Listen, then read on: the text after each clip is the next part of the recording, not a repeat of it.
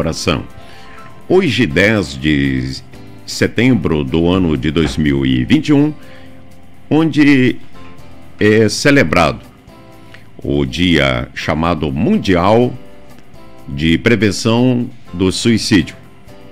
Ao mesmo tempo em que há muita discussão sobre o tema, o assunto ele é complexo, com expressivas barreiras e envolto por tabus, tipo, não se deve falar sobre este assunto.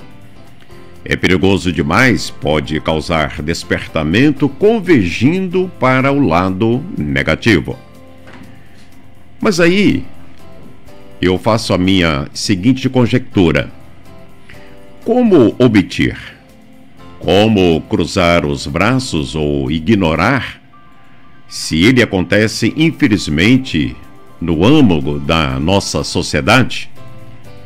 Penso então no sentido da relevância desta campanha de prevenção, de conscientização contra o suicídio, pois não só o slogan "toda a vida importa", agir salva vidas, mas concomitantemente em sua intenção, quando propõe e acredita que falar sobre o mesmo é uma forma de prevenir, dar a devida atenção àquele ou aquela que passa por situações que levem a ideias suicidas, podendo ser ajudadas a partir do momento em que as mesmas são identificadas.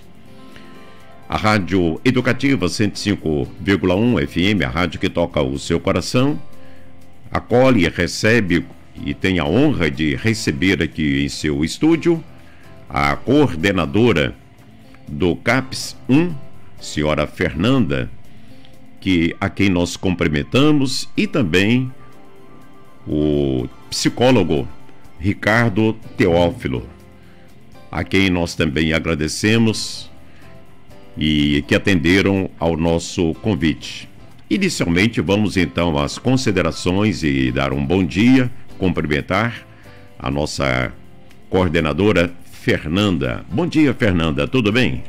Bom dia, pastor, bom dia a todos. É um prazer a gente estar aqui falando desse assunto tão importante e necessário, né? O suicídio. Bom dia, Ricardo Teófilo, tudo bem? Bom dia, pastor, bom dia, Fernanda, né? Bom dia, Júnior. Bom dia, ouvintes aí da Rádio Educativa FM. É um privilégio estar aqui para poder falar e tratar de um tema tão importante que durante décadas, por que não falar milênios, tem sido um tabu para a sociedade, para as pessoas e para aquelas que estão em sofrimento mental. Muito bem. E o nosso bom dia ao nosso aqui Júnior Gruner, que sempre nos assessora na parte técnica, não é? E muito obrigado, Júnior, que Deus também te abençoe. Meus queridos Fernanda e também ao Ricardo, sem delongas e de maneira bem objetiva, nós queremos então passar para vocês algumas perguntas ao público ouvinte da nossa emissora. E de pronto eu já quero entrar com a seguinte pergunta: como surgiu esse movimento e qual a sua importância, ou seja, a sua relevância para este movimento em que acontece no mundo todo hoje?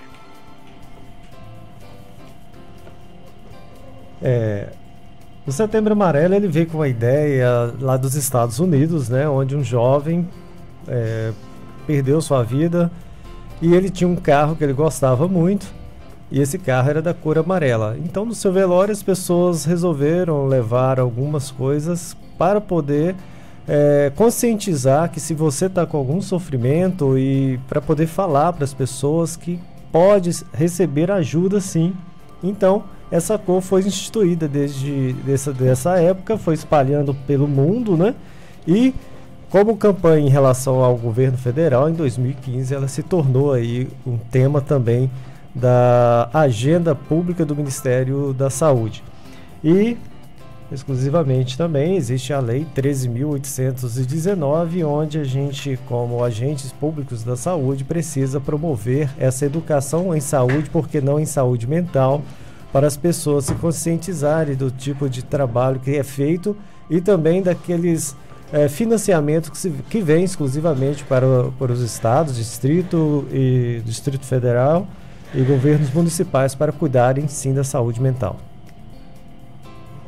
Ótimo. Eu, aliás, até ontem eu estava dando também uma pincelada, olhando, e eu, assim, curiosamente, e diante da relevância que esse assunto deve ser tratado no meio da nossa sociedade, eu fiquei pensando por que o dia 10, né, qual é a sua historicidade. E eu vi lá que o nome é o de um jovem americano, de um Mustang, como você acabou de falar, Ricardo, né? E ele pintou o carro amarelo, não é? E é uma história meio triste, mas daí de lá para cá então surgiu esse movimento. Ok, e muito bem explicado. Quais são os dados e as causas atuais que nos levam a debater a problematização do suicídio no Brasil e, é claro, no mundo todo, Ricardo? É importante essa pergunta, pastor, porque geralmente a saúde pública e os dados do governo e dados também de universidades e as pessoas que estudam e analisam o tema, para poder fazer e fomentar uma campanha voltada para a saúde em grandes margens de população, é preciso ter dados estatísticos, né? É assim que os órgãos trabalham. Baseado em quê? Baseado em estatística científica. Então, eles foram estudar esse fenômeno e descobriram que os dados são alarmantes, né? Que a cada 40 segundos uma pessoa é vítima de suicídio. E no Brasil são 32 pessoas por dia e hoje já é a segunda causa de morte em pessoas de 15 a 29 anos. Então, aí estão os dados que levam ao governo, né, e o mundo inteiro a preocupar com esse fenômeno que é multifatorial, ou seja, não é só uma causa exclusiva da saúde, é sim também causas sociais, econômicas, causas de relacionamento, né, familiares e dentro de questões culturais também, étnicas. Nós vejamos aí também o suicídio de uma forma muito antiga, né? Até nos princípios aí, nos primórdios aí, a gente vê essa questão baseadas nas culturas. E então, dentro esses dados, é que nos levam a implementar políticas de prevenção à saúde, políticas de prevenção ao suicídio e à automutilação, porque muitas vezes as pessoas acham que a automutilação tem a ver só com o fenômeno quero morrer. Não. Muitas vezes tem a questão do prazer relacionada ali a questão de corte, ou alívio, né, de sensações que a pessoa está tendo. Então, é preciso fazer uma investigação por especialista da saúde pública ou um especialista de saúde para poder ver o que está acontecendo dentro da questão aí que as pessoas trazem, né, para os consultórios ou para os grupos terapêuticos dentro da sua própria família. O que é importante ressaltar é que você, como talvez um artista, ou você já viu alguém interpretar aí uma emoção chamada tristeza. É muito comum você ver lá o artista das novelas, dos filmes, mas interpretar uma doença, não existe artistas que conseguem interpretar a dor emocional como ela é. Então, daí a necessidade de uma intervenção em saúde para ser tratado. E quais profissionais, né? Geralmente essas pessoas chegam aos psiquiatras, aos psicólogos, aos médicos da unidade básica de saúde, às vezes alguns assistentes sociais, o centro de referência de assistência social, proteção social especial dentro das igrejas, alguém que tem algum vínculo, que está ali aberto a ouvir a pessoa sem o julgamento, porque às vezes os julgamentos, né, como tabus aí na sociedade, afasta a pessoa de ter uma livre e espontânea diálogo ou falar daquilo que está sentindo. Por isso que é importante, nós temos impulsos neuronais, né, que aí entram fenômenos neurológicos, neuropsicológicos, de uma maneira que faz a gente ter às vezes comportamento muito impulsivos. Então, por isso que é importante, às vezes, a gente estar ali com o ouvido pronto, sem julgamento, durante 30 minutos, ou seja, numa crise que a pessoa está sentindo, ouvir essa pessoa de uma forma sem julgamento e às vezes direcioná-la, quando for o caso, para um atendimento especializado. Ok, quando você, momentos atrás, você dava ao Dr. Ricardo sobre os dados elencados aí, se eu entendi bem, você fez menção, me corrija se eu estiver errado, 32 pessoas por dia no Brasil, pois né? Isso é alarmante, significa então o seguinte, de que a luzinha está acesa, é preciso então ter cuidado. E a proposta então, em que vocês se comprometem a vir aqui à rádio e falar, e também o órgão, a OMS, que é a Organização Mundial de Saúde, tem essa preocupação, porque eu entendo que, ora, se 32 pessoas dia cometem esse ato, isso eu não tenho que dados, mas assim, caminha quase como que igualdade com a questão do câncer, de AIDS e vai por aí afora. Então ela é tão séria quanto também a essas outras doenças, ok? Então sim, 32 pessoas então dia, é isso mesmo, isso. Né? A gente tem que encarar esse fenômeno, esse problema, pastor, como uma questão de saúde também, claro. Porque é um problema de saúde pública, pelo fato de que muitas vezes eram relacionados aos tabus, né, como preguiça, como uma pessoa que não tem o que fazer. Muitas vezes as pessoas eram, sei lá, falta de Deus, falta de alguma coisa, e às vezes a pessoa está sofrendo. Nem é corajoso aquele que comete, também não é fracassado aquela pessoa que está numa situação sensível da vida que precisa de ajuda. Então nós não podemos estimular a pessoa a ter esse comportamento, né, contra a própria vida, pelo fato de que existe tratamento. E mais de 90% das pessoas que buscam essa ajuda, ela consegue sair daquele estado de crise em sua saúde emocional, mental, que ela se encontrava ali naquele momento. E por ser uma variante que no mundo, né, são quase 1 milhão por ano, então, sim, o Brasil ainda não está nesses dados assim de um dado tão grande em relação ao mundo. Mas em relação ao crescimento, o Brasil é preocupante em relação ao número de suicídio. Só lembrando, pastor. Pois não, Fernanda. Só lembrando que é bem interessante também a gente ressaltar o seguinte, que esses dados são notificados, né?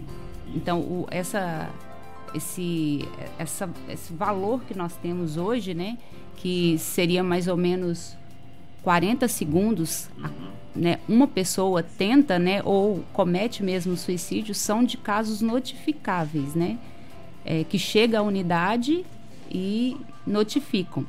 Mas também nós temos aqueles que tentam, né, não, às vezes nem chegam no hospital ou então chega com uma outra história.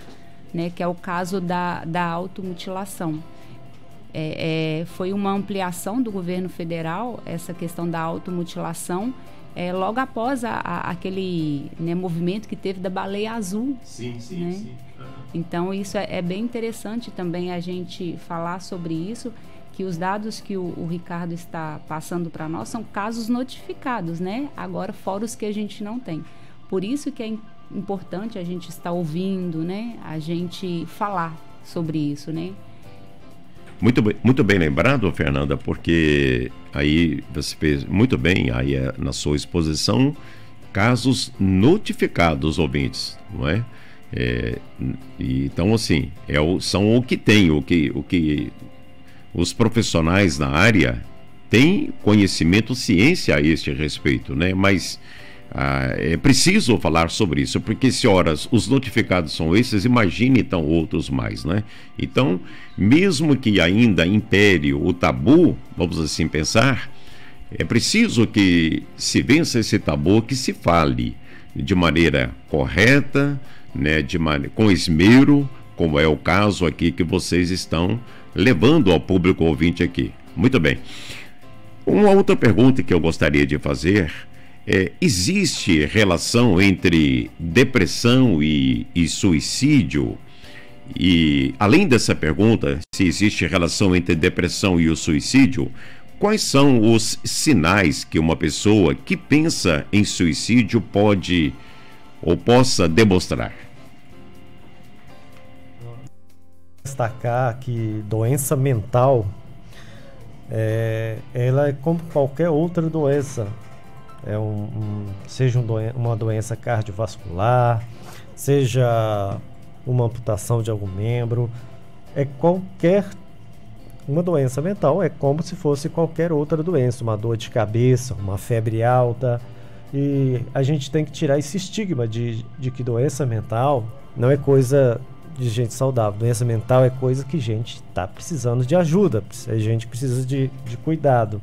Tanto é que a depressão, se você estiver no estágio, né, muito acentuado, você vai lá no INSS, através do laudo do psiquiatra ou do médico, ele vai te afastar do trabalho. Então, geralmente, as pessoas que estão eu costumo dizer que a depressão é a amiga ou inimiga, né, mais próxima de qualquer doença, seja o câncer, seja outros tipos de doença. Então, ela está em muitas situações, ela está sempre presente.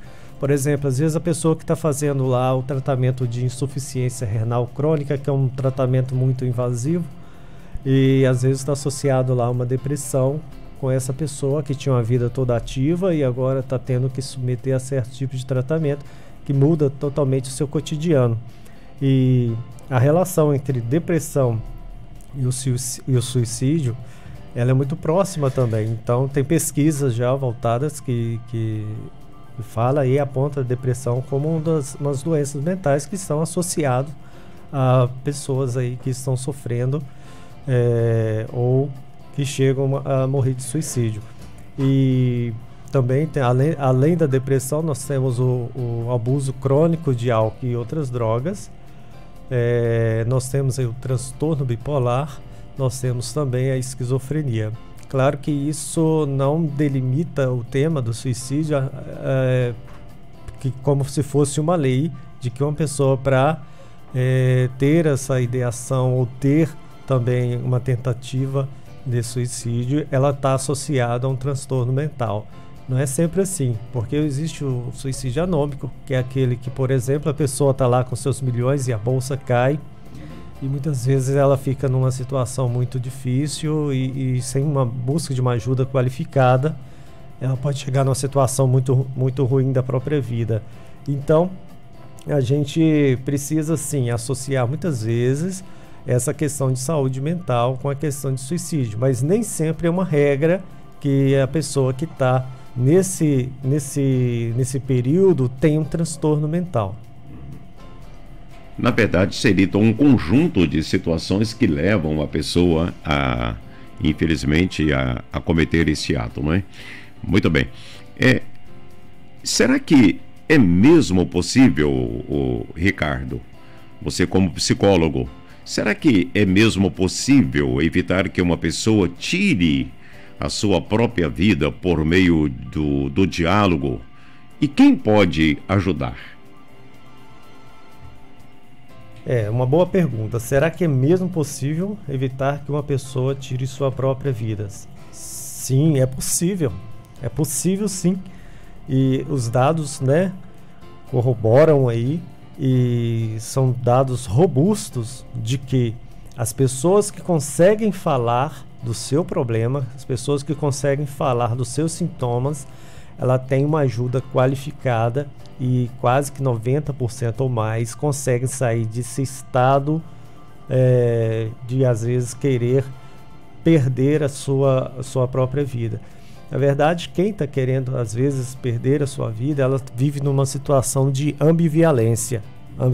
Eu quero, mas não quero. Na verdade, não é querer sair da sua própria vida, é querer aquele alívio daquele sintoma, querer aquele alívio daquele problema ali, que o cérebro fala para ela que não existe outra situação a não ser buscar uma situação emergente de sobrevivência, que é a nossa forma de às vezes agir com as situações. Por exemplo, você está atravessando a rua e vê um carro buzina, o seu mecanismo de defesa vai mandar você ou sair daquele momento ali para frente ou retornar para poder retomar depois e atravessar a rua. Assim acontece com o nosso mecanismo do cérebro. Claro, estou falando aqui de uma forma bem grosseira, assim, né? Bem por alto.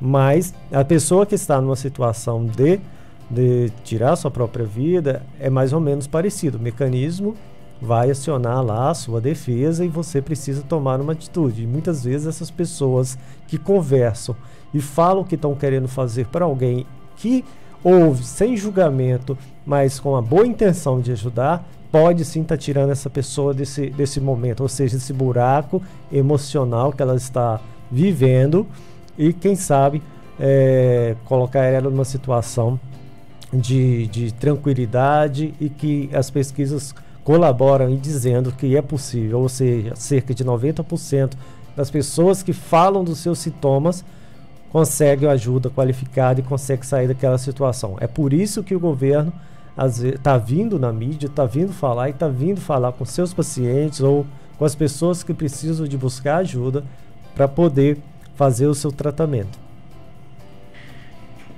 Boa essa sua resposta e a sua explicação, Ricardo, e me permita aqui só para dizer o seguinte: com o avanço tecnológico, só fazendo aqui um adendo, hoje as pessoas elas se interagem, vamos assim pensar e dizer, na utilização desse aparelhinho chamado celular e Zap, né? Então eu fico assim observando como pastor, não é?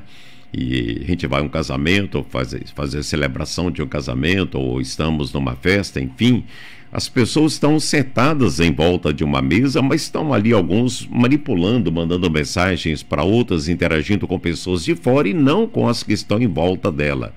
E você expressou muito bem, eu entendo que as pessoas querem ser ouvidas. Eu sou ainda da época, não querendo ser saudosista, Fernanda também, mas dizer o seguinte, que na época da minha pré-adolescência, lá na minha terra em Patrocínio, cidade de Natal, tinha uma varanda, meu pai era ferreiro, e ali minha mãe fazia, Fernanda, aqueles biscoitos, pão de queijo, bolo caseiro, enfim, etc. E os vizinhos juntavam lá em nossa casa, tinha uma varanda enorme, e ali nós íamos bater papo, nós iríamos conversar e tomando café e aquele leitinho queimado, e era muito gostoso esse tempo. Mas hoje as pessoas perderam isso, não é? Infelizmente perderam. E quando alguém começa, quer expressar, quer conversar, é preciso que a gente, dá uma respirada e fala: opa, tem um negócio aí. Então é preciso que eu tenha empatia por essa pessoa. Está correta a minha afirmação ou não? Você como psicólogo, Fernando, o que é que vocês podem dizer a este respeito? É por aí mesmo ou eu estou errado? Como é que é esse negócio aí? Uma boa conversa sem julgamento, né? Pode gerar... Sem julgamento, isso. Pode gerar essa empatia, sim, e trazer uma confiança, né, na pessoa de que ela também tem um problema e que esse problema pode ser ouvido, né, pelas pessoas que estão ali na sua casa, o vínculo, sem taxá-la como fraca, taxá-la como pessoa que está fraca espiritualmente, pessoa que está faltando serviço, né? E no meio tecnológico hoje, né, que é uma realidade, nós vemos o Júnior Grone ali com seu mecanismo ali, fazendo todas as atividades pelo celular, e apoiando aqui o trabalho da rádio, da educativa. Então é uma utilidade também, mas também pode servir como uma desutilidade. Nos meus atendimentos, né, quando eu vejo lá alguém que está com alguma questão tecnológica de uma forma abusiva, vamos dizer assim, a pessoa vai dormir, está com o celular na mão, a pessoa acorda, celular na mão, está na internet, jogos ou não sei, jogos ou redes, né, sociais de bate-papo ou alguma forma de interação virtual. Mas o que a gente não pode deixar de lembrar é uma frase, né, vamos dizer assim, milenária, que nunca saiu de desuso, que é o limite, né? A gente pergunta os pais assim: quem manda na sua casa, seu filho ou vocês? Aí a gente coloca essa responsabilidade para os pais estar limitando também o horário. Imagina o filho tá lá, os pais estão precisando dormir e o filho dentro do quarto lá assistindo um jogo, jogando videogame. Tá tirando a rotina dos pais, que ele precisa sustentar a família. E uma síndrome que está gerando aí muitas vezes comentários é a síndrome do imperador, né? Onde a criança pode tudo, onde a criança limita o horário de dormir, limita o horário de comer, limita o horário de banho, limita o horário de tudo. E os pais deixam de ser pais e são às vezes filhos dos filhos. Então esse papel não pode ser substituído. Não existe ex-mãe, não existe ex-pai. Existem pais que precisam cuidar dos seus filhos de uma forma que também venha favorecer a eles uma qualidade de saúde mental. A necessidade do psiquiatra, do psicólogo na família é na gestação. 4 meses o sistema límbico, onde ficam as emoções das pessoas, já está pronto ali. Ou seja, quando você nasce, ninguém te ensinou a chorar, ninguém te ensinou a mamar, ninguém te ensinou nada. Você já vem com esses dispositivos tudo pronto. Ou seja, o cuidado em saúde mental, em cuidado da sua saúde emocional, começa muito cedo. E limites, regras, rotina no ambiente faz parte também de uma melhor qualidade de vida. E não existe essa de que saúde mental e saúde física é diferente. Nosso cérebro é uma bola de carne. E nós precisamos cuidar dele assim como a gente cuida do pé que está quebrado, do joelho, do coração, de qualquer outro órgão. O cérebro também, e como qualquer outro órgão, ele vai reagir com aquilo que você entrega a ele. Se você entrega ao seu organismo muita nicotina, o seu pulmão um dia vai responder. Se você entrega o seu cérebro também má qualidade de vida, um dia ele vai responder. Como que ele vai responder? Com ansiedades excessivas, depressões excessivas, neurotransmissores, perdas neuronais e um monte de outros fenômenos que a gente tem aí que está ligado a uma qualidade de vida que começa muito mais antes do que a gente imagina. Então, saúde mental começa na gestação. Ok. Antes de nós concluirmos, até porque este assunto não dá para falar em meia hora, não é? E é complexo e é necessário que se fale mais acerca do mesmo devido à sua relevância, à sua importância para a nossa sociedade. Mas antes eu gostaria que você, Ricardo, pudesse assim, dar uma fala, ainda dentro do que você já trouxe aqui para o público ouvinte da Rádio Educativa, finalizando sobre a questão da prevenção do suicídio. Mas, e após então a sua fala, eu gostaria então, aproveitando aqui a Fernanda e saindo aqui um pouquinho do sério, não é? E sendo um pouco lúdico e com todo respeito e carinho, que a Fernanda lesse depois para nós também essas frases que nós temos aqui, umas frases interessantes e pertinentes, e também que Fernanda, como coordenadora do CAPS 1, pudesse também falar um pouquinho sobre o CAPS. Fernanda tem uma voz muito bonita, eu até estava brincando com ela aqui nos bastidores, né? E qual é o cachê que de repente aqui na Educativa tem somente vozes masculinas, né, Júnior? Então de repente uma voz feminina aqui, então iria abrilhantar, melhorar aqui então a nossa audiência aqui. Mas é sério mesmo assim, Fernanda é uma pessoa muito querida e ela é a coordenadora ali do CAPS e depois daqui a pouquinho ela vai falar sobre isso. Então, Ricardo, voltando aqui com você, fale então aí, finalizando sobre a questão da preservação do suicídio.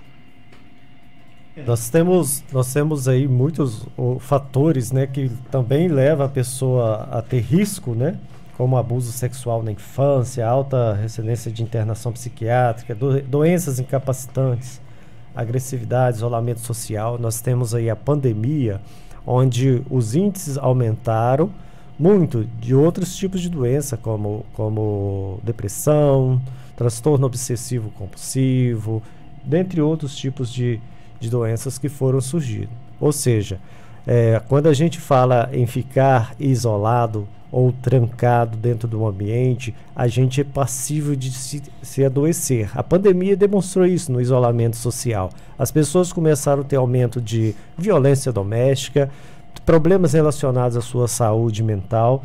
E hoje nós estamos com a política de saúde mental de que trancar a pessoa não é tratar. Ou seja, levar as pessoas para os manicômios, para os hospitais psiquiátricos, isso não significa que é tratamento, né? No passado, o país tem uma dívida muito grande, talvez impagável, com essas pessoas que sumiram até mesmo nesses hospitais psiquiátricos e nunca mais acharam, ou tá sem familiares. E o governo resolveu mudar essa política de saúde, trazendo as pessoas para a sociedade. Ou seja, o paciente hoje que está passando por um problema em saúde mental, ele também faz parte da família, ele também faz parte da sociedade, e tem hoje os centros de atenção psicossocial, que também se funciona de porta aberta. A qualquer hora que esteja funcionando, você pode entrar, procurar lá o atendimento, que as pessoas vão te orientar.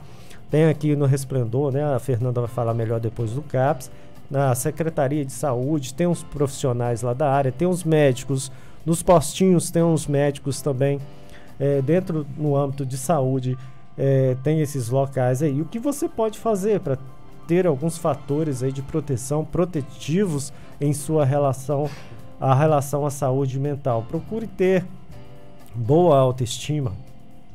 Questão de beleza, gente, cada um tem a sua. Não existe esse padrão de que eu tenho que parecer para logo ser feliz. Não, eu tenho que ser o que sou, né? Então é o que você tem, não é o que você precisa ter no outro, o rosto do outro, o corpo do outro, para se sentir bem. E bom suporte familiar, família, para de incriminar ou julgar as pessoas que estão doentes dentro dos seus ambientes. Depressão é coisa séria, algum transtorno mental é coisa séria, precisa ser cuidado. Questões financeiras, né? Bem-estar empregado, a gente vê que um país nosso aí tem uma questão financeira muito grande.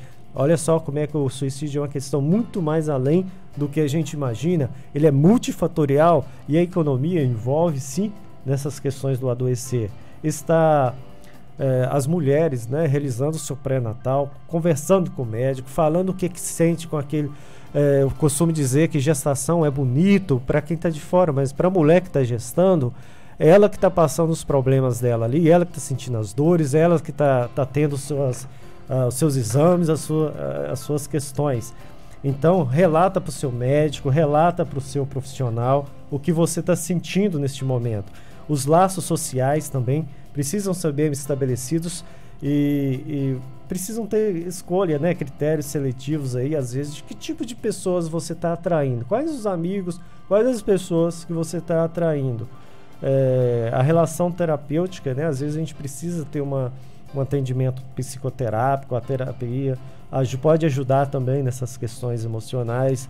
Frequência a atividades religiosas, também apontado na pesquisa como um fator também protetivo, mas com uma observação a você líder religioso, a você que frequenta uma denominação, você que tem esse comportamento, a sua igreja, o seu templo, o local que você frequenta, também tem que estar aberto à diversidade. Ou seja, existem pessoas que vão lá porque precisam de um apoio, não de um julgamento, precisam de um apoio emocional, às vezes não de uma condenação.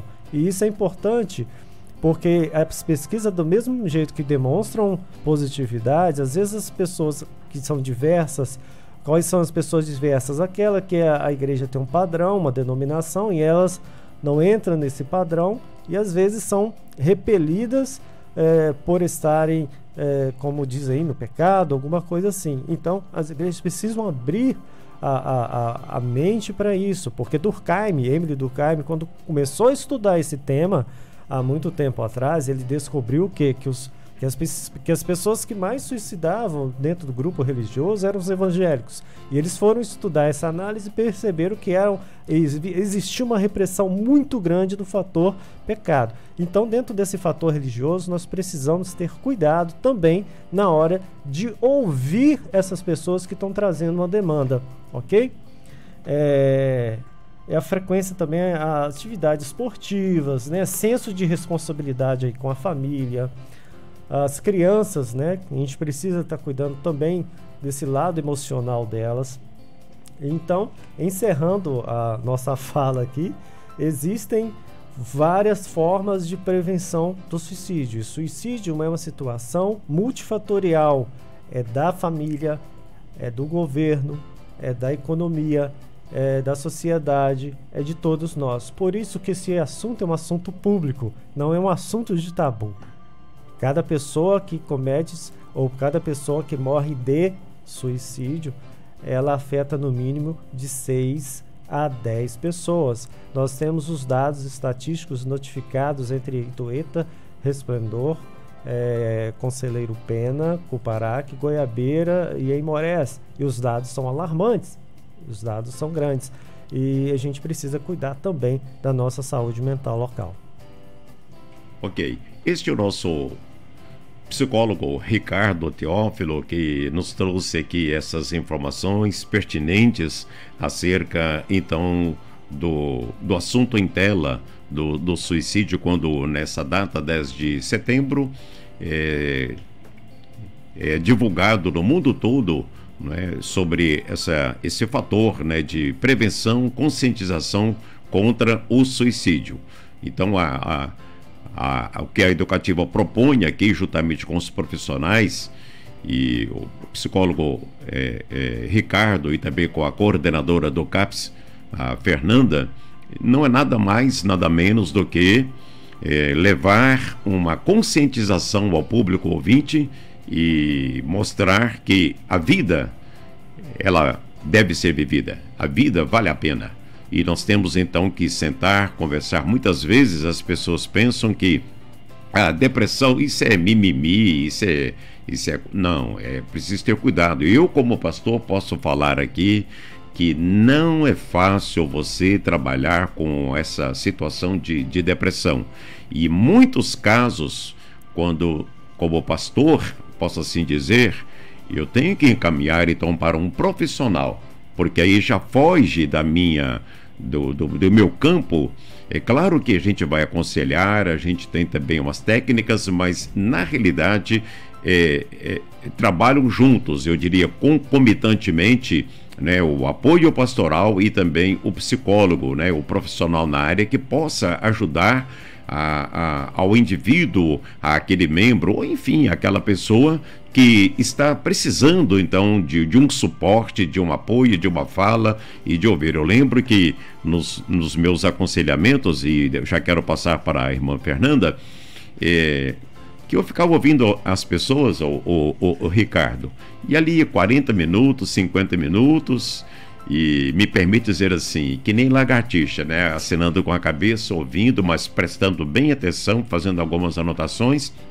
E depois desse tempo, de 40, 50 minutos, a pessoa já ia levantando, o Fernando falava, muito obrigado, pastor Landinho, já vou embora, já estou bem. Eu falei, não, peraí, agora é minha vez de eu falar um pouquinho aqui.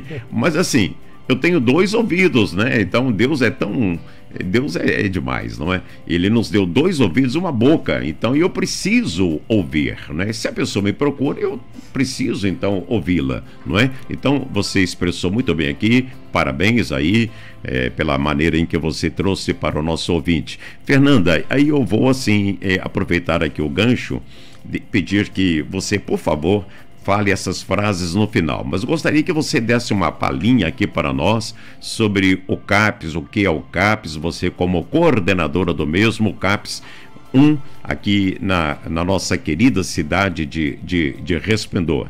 Seria também importante dizer o horário do atendimento, quais são os dias, mas dê para nós aí uma pincelada aí, trazendo ao público ouvinte informações sobre o CAPS.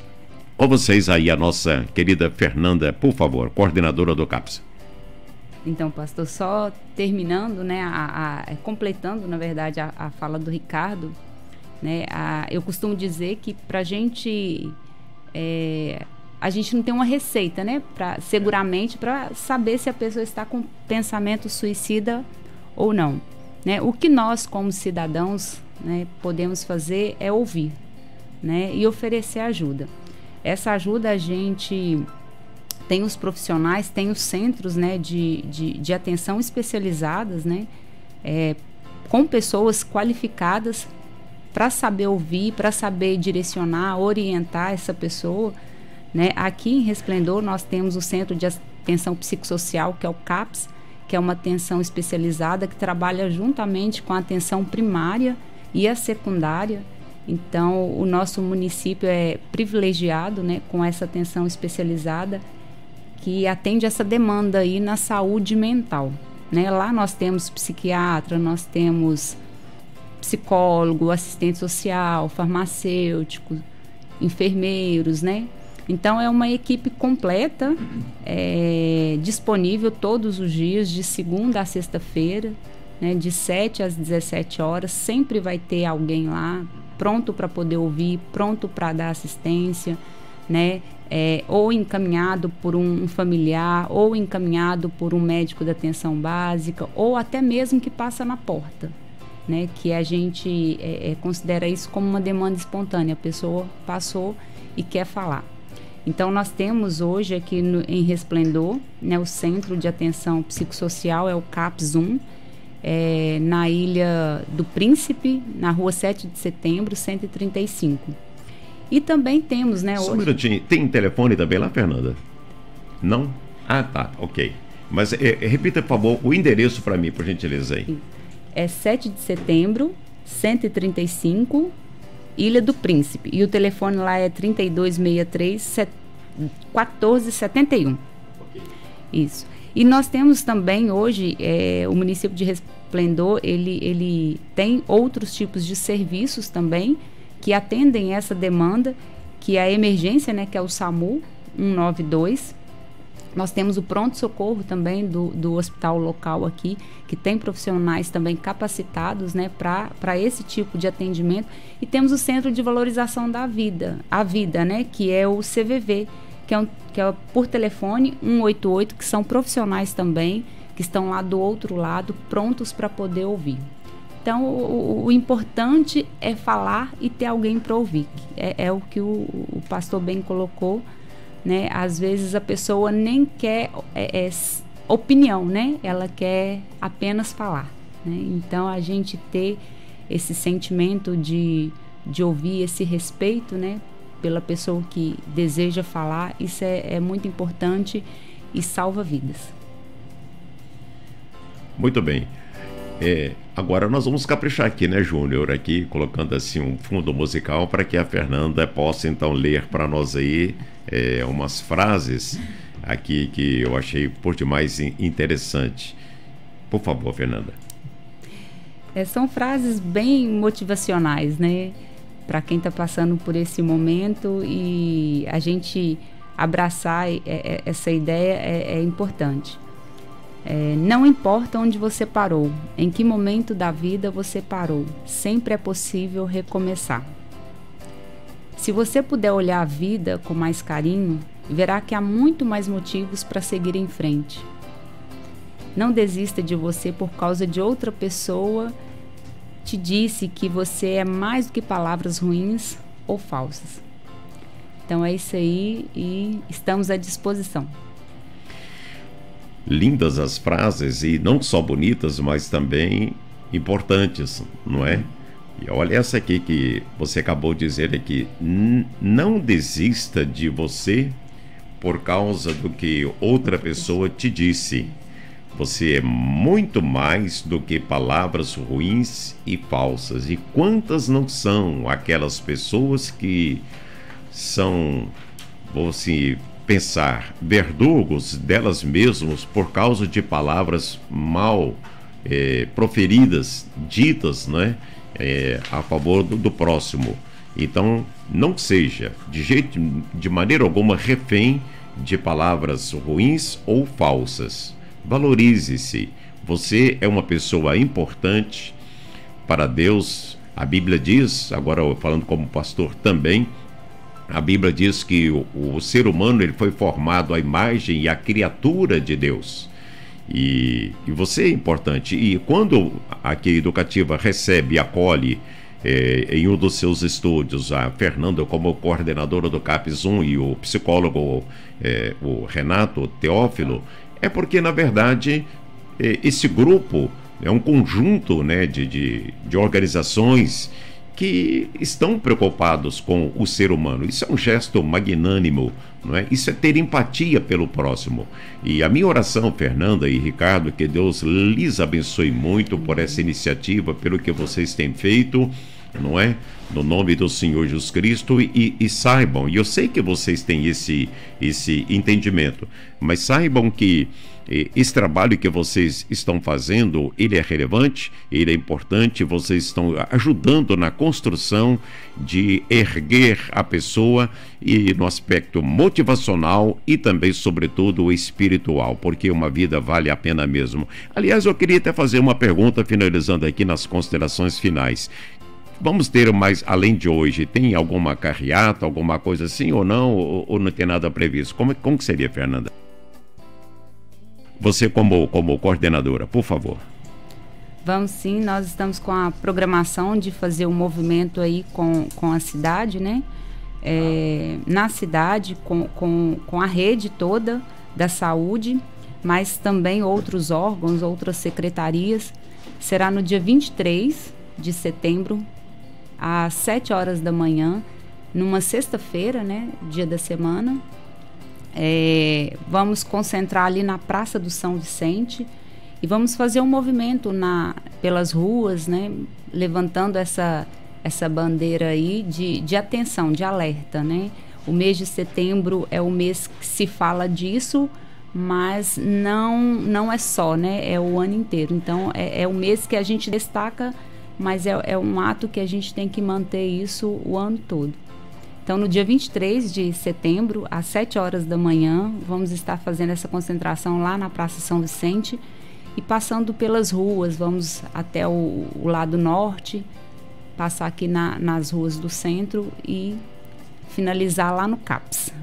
Muito bem, 23 de setembro, anote aí, 7 horas da manhã. Então, nós teremos essa carreata aqui em Resplendor Pro Vida. Correto?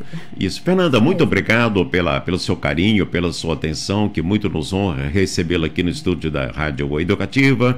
Ricardo, também a nossa gratidão a você pela sua dedicação, pelo seu profissionalismo também e, é claro, da Fernanda.